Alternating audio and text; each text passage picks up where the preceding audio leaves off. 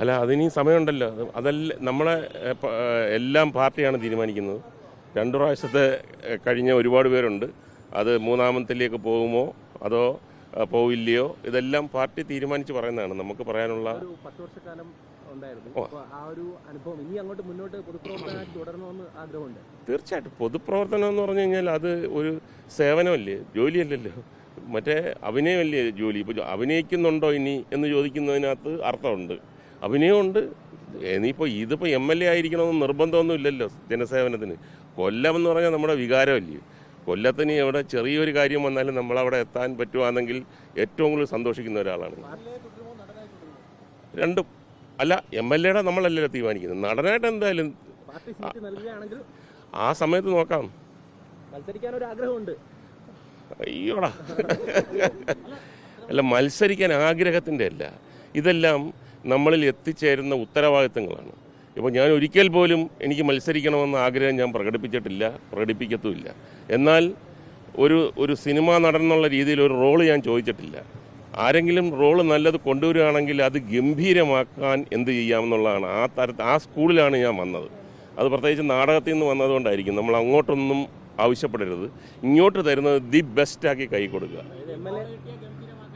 തീർച്ചയായിട്ടും പാർട്ടി തീരുമാനിക്കും. പാർട്ടി പറയട്ടെ, ആ സമയം വരട്ടെ, അപ്പം വീണ്ടും തീരുമാനിക്കാമല്ലോ നമുക്ക്.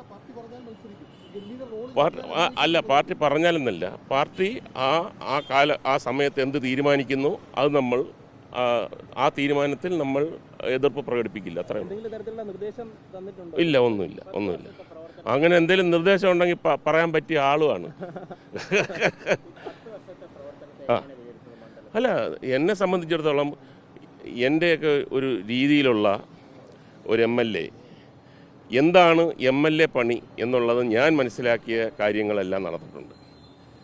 ഏറ്റവും കൂടുതൽ അപ്പം നിങ്ങളത് കണക്കും കാര്യങ്ങളൊക്കെ നിങ്ങൾ തന്നെ നോക്കിയാൽ മതി. വികസനത്തിൻ്റെ എത്ര മാത്രം വികസനം കൊല്ലം 10 കൊല്ലത്തിനകത്ത് നേടി, അതിനു മുമ്പ് നേടി, അത് ആ വികസനം കറക്റ്റാണോ, അത് ആത്മാർത്ഥമായിട്ട് എനിക്ക് പറയാൻ കഴിയും. എന്നാൽ കഴിയുന്ന തരത്തിൽ അതിഗംഭീരമായിട്ട് ചെയ്യാൻ കഴിഞ്ഞു. റോള് ഗംഭീരമാണ്. അത് തീരുമാനിക്കും. തീർച്ചയായിട്ടും അത് ആര് സ്ഥാനാർത്ഥിയായിട്ട് വന്നാലും അത് പാർട്ടിയുടെ അത് എന്താ എഴുതി വെക്കാത്ത നിയമമല്ലേ അത്. പിന്നെ അതല്ല, തീർച്ചയായിട്ടും കാണും. അതിൻ്റെ അർത്ഥം എന്ന് പറഞ്ഞു കഴിഞ്ഞാൽ എനിക്ക് എന്തെങ്കിലും കിട്ടുമെന്ന് പ്രതീക്ഷിക്കുന്നത് അങ്ങനെയൊന്നുമില്ല. അത് പാർട്ടി അവിടെ പ്രചരണത്തിനുള്ള ഞാൻ ഈ 10 കൊല്ലം എവിടെയൊക്കെ എല്ലാ ബൈ ഇലക്ഷനും ഞാൻ പ്രവർത്തനത്തിന് പോയില്ലേ. അതല്ലാതെ തന്നെ കണ്ണൂർ മുതൽ പാറശാല വരെ പല പരിപാടികളും നമ്മൾ പാർട്ടി പറയുന്നത് നമ്മൾ ചെയ്യുന്നുണ്ടല്ലോ. അതല്ലാതെ കൊല്ലം മാത്രമല്ലല്ലോ നമ്മുടെ പ്രചരണ വേദി അല്ലെങ്കിൽ സ്ഥലം. അത് വരുന്ന പോലെ കാണാം.